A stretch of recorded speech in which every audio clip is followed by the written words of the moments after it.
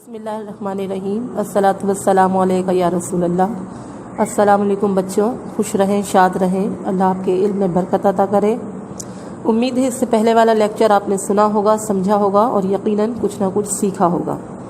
آج یہ میرا دوسرا لیکچر ہے آپ کے لیے۔ آپ کی درسی کتاب کے حصہ نثر سے یہ پہلا سبق ہے، اخلاق نبوی صلی اللہ علیہ وآلہ وسلم۔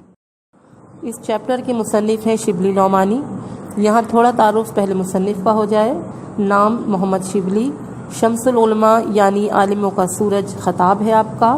مولانا شبلی شاعر، ادیب، فلسفی، قانون دان، ماہر تعلیم، عالم دین، مورخ تھے۔ مورخ تاریخ لکھنے والے کو کہتے ہیں۔ آپ کی تصانیف میں شامل ہیں المامون، سیرت نعمان، الفاروق، الغزالی، سوانح مولانا روم، مقالات شبلی اور سیرت النبی صلی اللہ علیہ وآلہ وسلم جیسی بلند پایہ کتابیں۔ اب آ جاتے ہیں ہم چیپٹر کی طرف، اخلاق نبوی صلی اللہ علیہ وآلہ وسلم۔ جیسے ہمارے نبی کی اعلیٰ شان، ویسے ہی اعلیٰ ان کے اخلاق۔ معلم اخلاق نبی پاک صلی اللہ علیہ وآلہ وسلم کی حدیث مبارکہ ہے کہ جو تم سے تعلق توڑے اس سے جوڑو، جو تمہیں محروم کرے اسے عطا کرو، جو تم پر ظلم کرے اسے معاف کرو۔ اس حدیث مبارکہ پر آپ صلی اللہ علیہ وآلہ وسلم نے خود بھی عمل کیا اور اپنی امت کو بھی اس کی نصیحت کی۔ آپ کے اس چیپٹر میں جتنے بھی پیراگراف ہیں ان سب کی میں وضاحت کروں گی، لیکن ریڈنگ نہیں کروں گی کیونکہ یہ ٹاپک ہی لامحدود ہے۔ میں چاہتی ہوں کہ زیادہ سے زیادہ آپ کو اس حوالے سے بتا سکوں، اس لیے ریڈنگ کے لیے آپ کو یہ کرنا ہے کہ جب آپ یہ لیکچر سنیں تو اپنے سامنے اپنی کتاب کھول کر بیٹھیں، جس سے آپ کو سہولت رہے گی سمجھنے میں۔ آپ کا چیپٹر اس طرح سے ترتیب دیا گیا ہے کہ نبی پاک صلی اللہ علیہ وآلہ وسلم کی ازواج مطہرات اور دیگر صحابہ نے آپ کے اخلاق کو کس طرح بیان کیا ہے، یہاں مختلف پیراگراف کی صورت میں درج ہے، جس کی وضاحت میں آپ کو کرتی جاؤں گی۔ بہت توجہ سے سنیے گا کیونکہ یہاں ہم بات کسی عام فرد یا کسی عام شخصیت کی نہیں کر رہے ہیں، ہم بات اس ہستی کی کر رہے ہیں جسے اللہ نے اپنا محبوب کہا ہے۔ وہ انسان ضرور تھے، بشر تھے، لیکن عام انسان نہیں تھے۔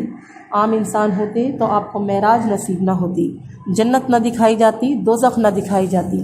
وہ تمام انبیاء جو آپ سے پہلے گزر چکے ہیں ان کو اپنی امامت میں نماز ادا کروائی۔ معراج کی رات نماز کا تحفہ آپ کو دیا گیا اپنی امت کے لیے۔ بے شمار معجزات اللہ نے آپ کو عطا کیے۔ آپ صلی اللہ علیہ وآلہ وسلم کی سینہ مبارک پر قرآن پاک نازل کیا، وہ کتاب جو اگر پہاڑوں پر نازل کی جاتی تو پہاڑ ریزہ ریزہ ہو جاتے۔ اس کی نزول کے لیے اللہ نے آپ کو چنا۔ آپ کے صدقے پوری کائنات تخلیق کر ڈالی۔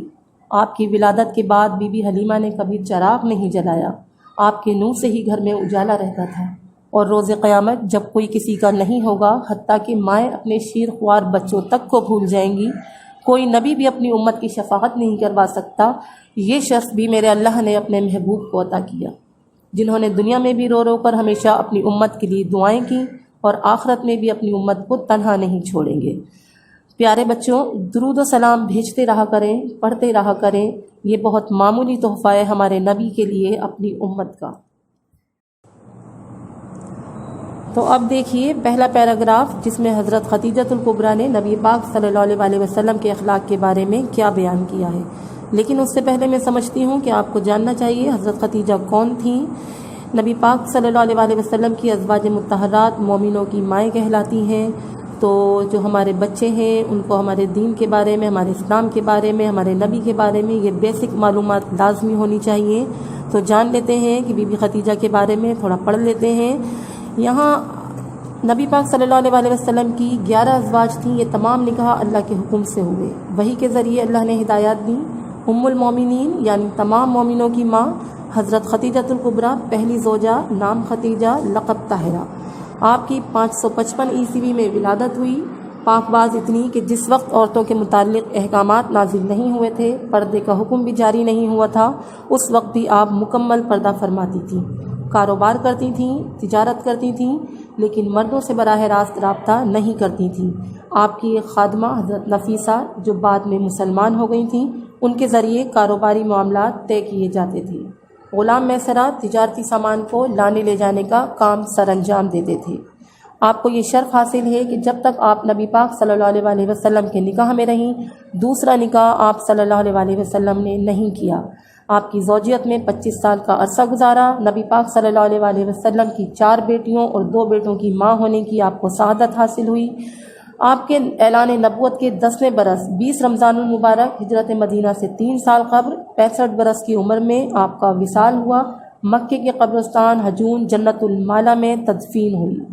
جب نبی پاک صلی اللہ علیہ وسلم پر پہلی وحی نازل ہوئی، ایک بات یاد رکھیے گا بچوں کہ پہلی وحی تو 40 سال کی عمر میں نازل ہوئی تھی، لیکن جو نبوت تھی وہ اس پر شروع سے فائز تھے، جس وقت یہ دنیا بھی تخلیق نہیں ہوئی تھی، جس وقت حضرت آدم علیہ السلام کی پیدائش بھی نہیں ہوئی تھی، اس وقت بھی اللہ تعالیٰ نے آپ کو نبوت عطا کر دی تھی، آپ کا نور بنا دیا تھا، آپ کا نام اپنے نام کے ساتھ جوڑ دیا تھا۔ لیکن ظاہری طور پہ دنیاوی طور پر نبوت کا جو اعلان ہوا تھا وہ 40 سال کی عمر میں ہوا تھا، پہلی وحی 40 سال کی عمر میں نازل ہوئی تھی۔ تو پہلی وحی کے نزول کے بعد آپ صلی اللہ علیہ وسلم سب سے پہلے حضرت بی بی خدیجہ کے پاس تشریف لائے، تو آپ نے نبی پاک صلی اللہ علیہ وسلم کو تسلی دی، فرمایا خدا کی قسم خدا کبھی آپ کو غمگین نہیں کرے گا، آپ صلہ رحمی کرتے ہیں۔ صلہ رحمی یعنی رشتہ داروں کے ساتھ حسن سلوک، جو رشتہ دار ماں باپ کی طرف سے ہوتے ہیں وہ رشتہ دار۔ مقروضوں کا بار اٹھاتے ہیں، مقروض کہا گیا ہے قرض دار کو، بار کہا گیا ہے بوجھ کو، جو قرض دار ہوتے تھے ان کا قرض ادا کر دیا کرتے تھے۔ غریبوں کی مدد کرتے ہیں، مہمانوں کی ضیافت کرتے ہیں، ضیافت مہمانداری کو کہا جاتا ہے، جب مہمان آتے تھے تو ان کی مہمانداری خود کرتے تھے۔ حق کی حمایت کرتے ہیں، یہاں حق کہا گیا ہے سچائی کو، سچ بات کو، جو سچ بات ہوتی تھی، جو سچائی ہوتی تھی، جو صداقت ہوتی تھی، ہمیشہ اس کا ساتھ دیتے ہیں۔ مصیبت میں لوگوں کے کام آتے ہیں۔ بچوں اگر آپ غور کریں تو اس بیان میں نبی پاک صلی اللہ علیہ وسلم کی اخلاق کی اعلیٰ ترین صفات موجود ہیں۔ یہاں مختصراً آپ کو سب کچھ بتا دیا گیا ہے کہ رشتہ داروں کے ساتھ کیسا سلوک کرنا ہے، غریبوں کے ساتھ، مصیبت زدہ لوگوں کے ساتھ، قرض داروں کے ساتھ، مہمانوں کے ساتھ آپ کس طرح حسن سلوک سے پیش آتے تھے۔ دوسرے پیراگراف میں ام المومنین حضرت عائشہ کا ذکر ہے، انہوں نے آپ کے اخلاق کے بارے میں کیا فرمایا، لیکن اس سے پہلے ام المومنین حضرت عائشہ صدیقہ کے بارے میں تھوڑا جان لیتے ہیں۔ آپ کا نام عائشہ صدیقہ لقب اور کنیت ام عبداللہ۔ کنیت کہا جاتا ہے اولاد کے نام سے پکارے جانا، لیکن حضرت عائشہ کی کوئی اولاد نہیں تھی۔ اس وقت عرب کا دستور تھا کہ کنیت رکھنا شرافت اور عزت کا نشان سمجھا جاتا تھا، تو آپ کی خواہش تھی کہ میری بھی کنیت ہو، تو لہٰذا نبی پاک صلی اللہ علیہ وسلم نے حضرت عائشہ کی کنیت ان کے بھانجے کے نام پہ ام عبداللہ رکھی۔ آپ کے والد کا نام حضرت ابو بکر صدیق، والدہ ام رومان بنت عامر، آپ ماہ شوال میں پیدا ہوئیں۔ جب حضرت عائشہ صدیقہ کی ازواجی زندگی کے 9 برس بیت گئے تو آقائے دو جہاں صلی اللہ علیہ وسلم علیل ہو گئے۔ جس وقت نبی پاک صلی اللہ علیہ وسلم نے پردہ فرمایا، وصال ہوا، تو اس وقت ام المومنین حضرت عائشہ صدیقہ کی عمر مبارک 18 برس تھی۔ تقریباً 48 سال آپ نے عالم بیوگی میں گزارے۔ 2210 احادیث آپ سے مروی ہیں۔ 17 رمضان 58 ہجری میں وفات پائی۔ حضرت ابو ہریرہ نے نماز جنازہ پڑھائی، جنت البقیع میں تدفین ہوئی۔ اب آتے ہیں اپنے پیراگراف کی طرف۔ حضرت عائشہ صدیقہ فرماتی ہیں کہ آپ صلی اللہ علیہ وسلم نے کبھی کسی سے اپنے ذاتی معاملے میں انتقام نہیں لیا۔ انتقام کہا جاتا ہے بدلہ لینے کو۔ آپ نے پڑھا ہوگا، طائف کے واقعات پڑھے ہوں گے، آپ نے فتح مکہ کے واقعات پڑھے ہوں گے۔ ان تمام واقعات میں عفو درگزر کا کس طرح سے مظاہرہ نبی پاک صلی اللہ علیہ وسلم نے کیا ہے۔ جب طائف کے لوگ ان کو اتنے پتھر مارتے تھے کہ ان کے نالے نے پاک خون سے بھر جاتے تھے، اور جب وہ اپنے جوتے اتارتے تھے تو ایڑی کی کھال تک ساتھ میں کھنچ کر آتی تھی، لیکن اس کے باوجود بھی آپ نے ان کو معاف کر دیا، انتقام نہیں لیا۔ آگے لکھتی ہیں، کبھی کسی غلام، لونڈی، عورت، جانور کو اپنے ہاتھ سے نہیں مارا، کسی کی درخواست رد نہیں کی۔ درخواست کہا جاتا ہے گزارش، مانگنا، سوال کرنا۔ رد کہا جاتا ہے انکار کو۔ کسی نے کچھ مانگا، سوال کیا تو کبھی انکار نہیں کیا۔ جب گھر تشریف لاتے تو نہایت خندہ یعنی مسکراتے ہوئے۔ دوستوں میں کبھی پاؤں پھیلا کر نہیں بیٹھتے۔ پاؤں پھیلا کر بیٹھنا اپنے بڑوں کے سامنے یا کسی محفل میں، مجلس میں بد تہذیبی میں شمار ہوتا ہے۔ انسان کے چلنے پھرنے، اٹھنے بیٹھنے سے اس کا سلیقہ، اس کی تربیت دکھتی ہے۔ اس لیے اپنی شخصیت کو سنوارنے کے لیے ہمارے پاس ہمارے پیارے نبی صلی اللہ علیہ وسلم کی پیاری تعلیمات سے بڑھ کر کچھ نہیں۔ باتیں ٹھہر ٹھہر کر کرتے، کوئی یاد کرنا چاہے تو یاد کر لیتے۔ سید عائشہ صدیقہ فرماتی ہیں کہ آپ نے کبھی انتقام نہیں لیا، یعنی بدلہ نہیں لیا۔ آپ جانتے ہیں بچوں اسلام کیسے پھیلا۔ اسلام جبر سے نہیں پھیلا، زبردستی سے، سختی سے نہیں پھیلا۔ ہتھیار سے نہیں پھیلا، اسلام پھیلا ہے حسن سلوک سے، نبی پاک صلی اللہ علیہ وسلم کے حسن سلوک سے، آپ کے اخلاق سے، آپ کے کردار سے، آپ کی نرمی، آپ کی سادگی، آپ کے عفو درگزر سے۔ نبی پاک صلی اللہ علیہ وسلم کے عفو درگزر کا ذکر ہو اور فتح مکہ کا ذکر نہ ہو تو تشنگی باقی رہ جاتی ہے۔ مکہ کیسے فتح ہوا؟ حسن اخلاق سے۔ اسلام کی سب سے بڑی فتح مکہ، اور کمال دیکھیے، بغیر ہتھیار کے، بغیر تلوار کے، بغیر خنجر کے، کس شان سے مکہ فتح ہوا۔ عام معافی کے اعلان کا دن۔ مکہ کیسے فتح ہوا آپ سنیے اور دیکھیے، نبی پاک صلی اللہ علیہ وسلم کی اعلیٰ ظرفی، اپنے نبی کے اخلاق دیکھیے، ان کا حسن سلوک دیکھیے۔ جس روز مکہ فتح ہوا اس رات کو ابو سفیان بہت بے چین تھا۔ ابو سفیان اسلام کا بہت بڑا دشمن تھا۔ مکے کی گلیوں میں نکل گیا، دور میدان میں مسلمانوں کے لشکر نظر آئے، تجسس ہوا، قریب جا کے جاننے کی کوشش کی اور گرفتار ہوا۔ اس کی نظروں میں اپنے سارے مظالم گھوم گئے۔ جس وقت پہرے دار اس کو لے کر جا رہے تھے وہ اپنے مظالم یاد کرتا جاتا تھا۔ غزوہ بدر، غزوہ احد، غزوہ خندق، خیبر، ساری جنگ احد، جس میں اس کی بیوی ہندہ نے آپ صلی اللہ علیہ وسلم کے پیارے چچا حضرت حمزہ کا اپنے غلام حبشی سے قتل کروایا، اور پھر ہندہ نے حضرت حمزہ کا کلیجہ نکال کر چبایا، ناک اور کان کاٹ کر گلے میں ہار ڈالا، اور کس طرح ابو سفیان نے نجاشی کے دربار میں کھڑے ہو کر مسلمانوں کے خلاف انہیں قتل کرنے کے لیے تقریریں کی، وہ سب مظالم یاد کر رہا تھا۔ وہ جان گیا تھا کہ آج اس سے ہر چیز کا بدلہ لیا جائے گا۔ خیمے میں لایا گیا، جسے دیکھ کر عمر ابن خطاب کا خون کھول اٹھا۔ تلوار لے کر مارنے کھڑے ہوئے۔ نبی پاک صلی اللہ علیہ وسلم مسکرائے، فرمایا بیٹھ جاؤ عمر۔ نبی پاک صلی اللہ علیہ وسلم نے فرمایا بولو ابو سفیان، کیا تم کیا کہنا چاہتے ہو؟ ابو سفیان نے کہا، وہ تھر تھر کانپ رہا تھا، ڈر رہا تھا، اور کہا کہ میں اسلام قبول کرنا چاہتا ہوں۔ اس بات پر عمر ابن خطاب ایک بار پھر کھڑے ہو گئے کہ یہ موت کے خوف سے اسلام قبول کرنے کو کہہ رہا ہے۔ نبی پاک صلی اللہ علیہ وسلم نے پھر فرمایا بیٹھ جاؤ عمر، اور ابو سفیان سے کہا بولو ابو سفیان، کیا تم واقعی اسلام قبول کرنا چاہتے ہو؟ ابو سفیان نے کہا ہاں، میں جان گیا ہوں آپ کا دین سچا ہے، آپ کا خدا بھی سچا ہے، اور کل صبح مکہ فتح ہونے سے کوئی نہیں روک سکتا۔ چہرہ رسالت مآب صلی اللہ علیہ وسلم پر مسکراہٹ پھیلی۔ ٹھیک ہے ابو سفیان، تو میں تمہیں اسلام کی دعوت دیتا ہوں اور تمہاری درخواست قبول کرتا ہوں۔ جاؤ تم آزاد ہو، صبح ہم مکے میں داخل ہوں گے انشاءاللہ۔ میں تمہارے گھر کو، جہاں آج تک ہمارے اور اسلام کے خلاف سازشیں ہوتی رہیں، جائے امن قرار دیتا ہوں۔ جو تمہارے گھر میں پناہ لے گا وہ محفوظ ہے۔ ابو سفیان کی آنکھیں حیرت سے پھٹی جا رہی تھیں۔ اور مکے والوں سے کہنا جو بیت اللہ میں داخل ہو گیا اس کو امان ہے، جو اپنی کسی عبادت گاہ میں چلا گیا اس کو امان ہے، یہاں تک کہ جو اپنے گھروں میں بیٹھا رہا اس کو بھی امان ہے۔ جاؤ ابو سفیان، جاؤ، جا کر صبح ہماری آمد کا انتظار کرو، اور کہنا مکے والوں سے کہ ہماری کوئی تلوار میان سے باہر نہیں ہوگی، ہمارا کوئی تیر ترکش سے باہر نہیں ہوگا، ہمارا کوئی نیزہ کسی کی طرف سیدھا نہیں ہوگا، جب تک کہ کوئی ہمارے ساتھ لڑنا نہ چاہے۔ ابو سفیان نے حیرت سے محمد صلی اللہ علیہ وسلم کی طرف دیکھا۔ یہ کیسا دین ہے، یہ کیسے لوگ ہیں، یہ کیسا ظرف ہے۔ اگلے دن مسلمانوں کا لشکر مکے میں داخل ہو چکا تھا۔ لوگ شہر میں جمع ہو چکے تھے، کسی ایک تیر کی نوک پر بھی خون کا ایک قطرہ بھی نہیں تھا۔ لشکر اسلام کو ہدایت مل چکی تھی، کسی کے گھر میں داخل مت ہونا، کسی کی عبادت گاہ کو نقصان مت پہنچانا، کسی کا پیچھا مت کرنا، عورتوں اور بچوں پر ہاتھ نہ اٹھانا، کسی کا مال نہ لوٹنا۔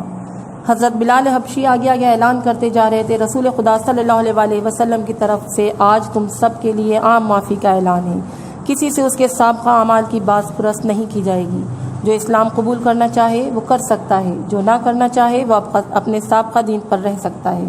سب کو ان کے مذہب کے مطابق عبادت کی کھلی اجازت ہوگی، صرف مسجد حرام اور اس کی حدود کے اندر بت پرستی کی اجازت نہ ہوگی۔ کسی کا ذریعہ معاش نہیں چھینا جائے گا، کسی کو اس کی جائیداد سے محروم نہیں کیا جائے گا۔ غیر مسلموں کے جان و مال کی حفاظت مسلمان کریں گے۔ ہندہ کو لگ رہا تھا کہ حضرت حمزہ کا قتل اس کو معاف نہیں کیا جائے گا، لیکن اس روز اس کو بھی معافی مل گئی۔ مکہ فتح ہو چکا تھا، 360 بت توڑے گئے، بنا تشدد، بنا ظلم کے، بنا خون بہائے، بنا تیر و تلوار چلائے لوگ جوق در جوق اس آفاقی مذہب کو اختیار کرنے لگے۔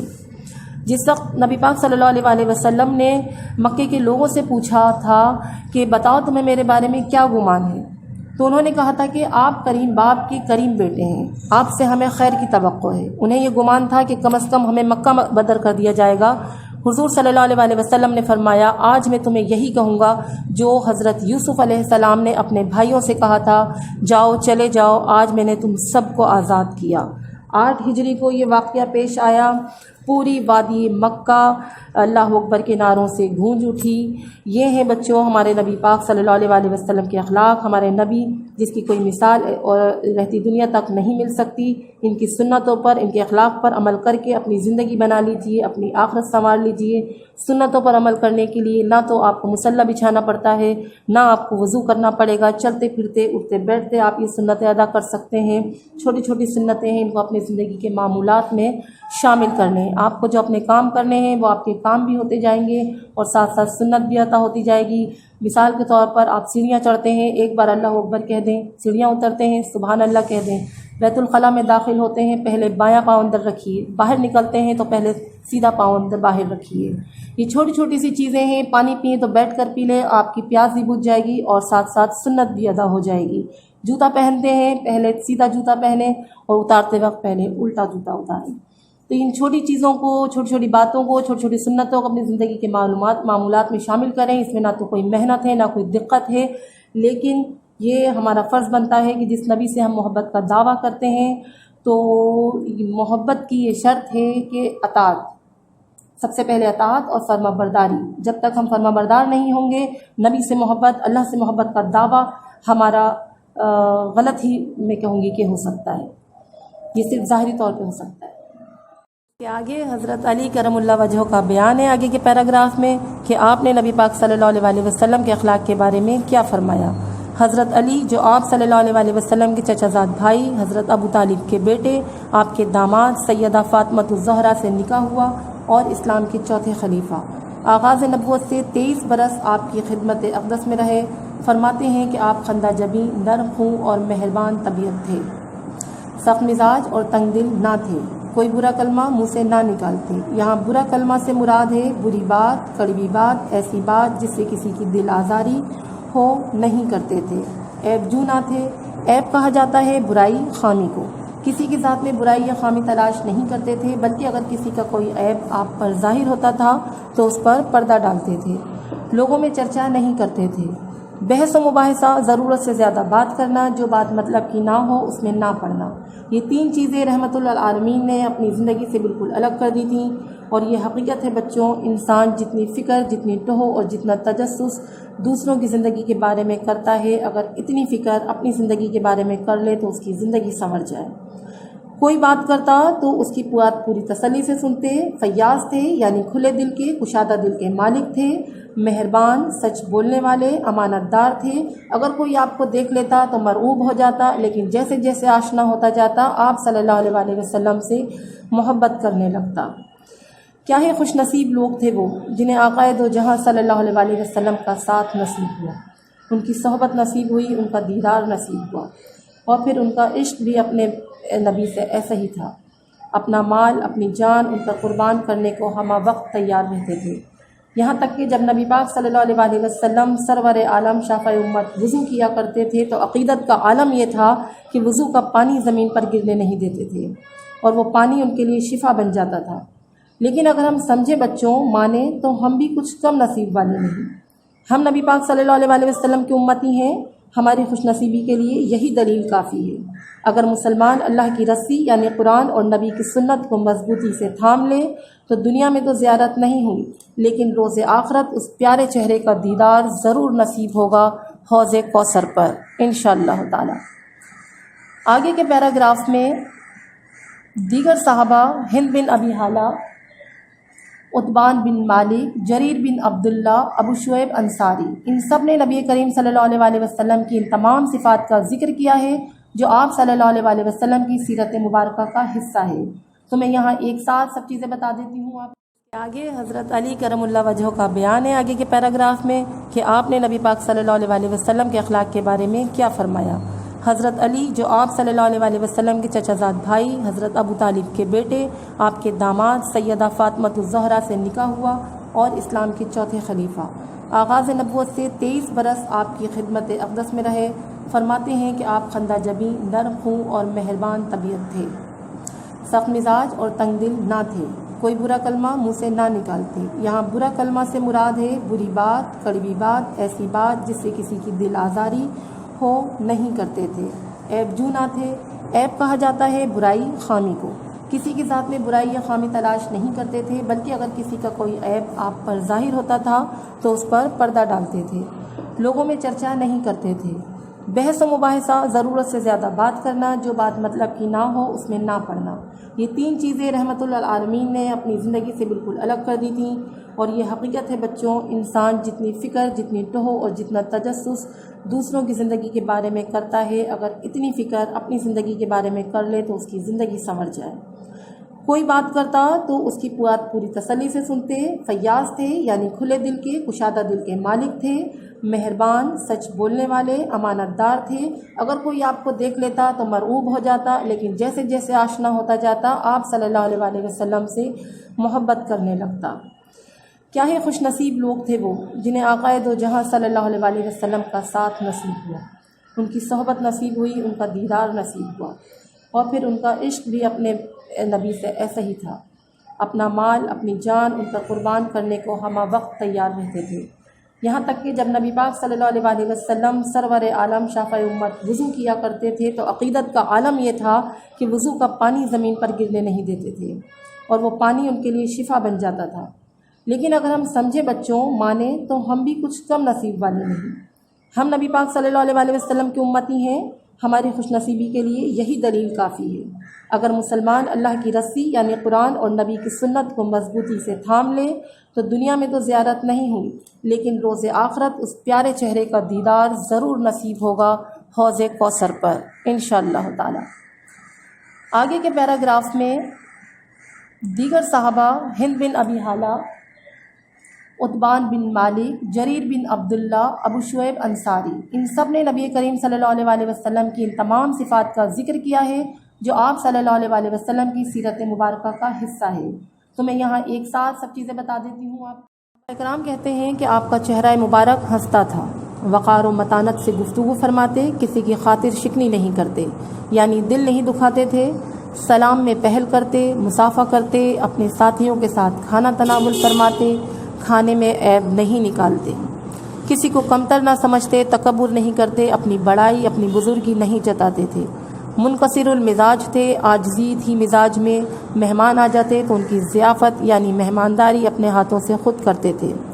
عتبان بن مالک اصحاب بدر، ان کی بینائی میں فرق آ گیا تھا، مسجد جاتے تو دقت ہوتی، خاص کر بارشوں میں۔ گزارش کی، یا رسول اللہ صلی اللہ علیہ وسلم، میرے گھر میں 2 رکعت نماز ادا کر لیں تو میں اسی جگہ کو اپنی سجدہ گاہ بنا لوں۔ صحابی نے کہا اور آپ نے مان لیا۔ یہ ہے اخلاق، کسی کو انکار نہیں کرتے تھے، سب کا دل رکھتے تھے۔ ایک بار ایک شخص آپ صلی اللہ علیہ وسلم سے ملنے آیا، وہ اپنے قبیلے کا اچھا آدمی نہیں تھا۔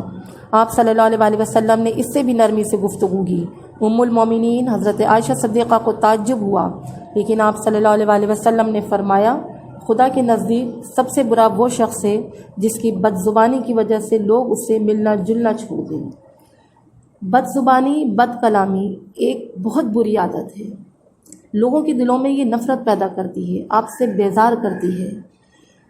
تو کوشش کیا کریں کہ اپنی زبان سے جو الفاظ ادا کریں وہ اچھے ہوں، دوسروں کی عزت ہو اس کے اندر، اپنے دل کو لوگوں کی طرف سے صاف کریں، بغض اور کینہ کو دور کریں۔ زندگی بہت چھوٹی سی ہے، اس زندگی کے اندر پیار اور محبت بانٹنے کے لیے ہی وقت بہت کم ہے، تو نفرت کرنے کے لیے وقت کیسے ملتا ہے؟ تو اپنے دلوں کو صاف کیجئے، لوگوں سے محبت کرنا سیکھیے، نبی پاک صلی اللہ علیہ وسلم کی سنتوں پر عمل کرنا سیکھیے۔ جب ہمارا نبی کا ایسا اخلاق ہے تو ان کی امت میں بھی تو کچھ نہ کچھ ظرف ہونا چاہیے نا۔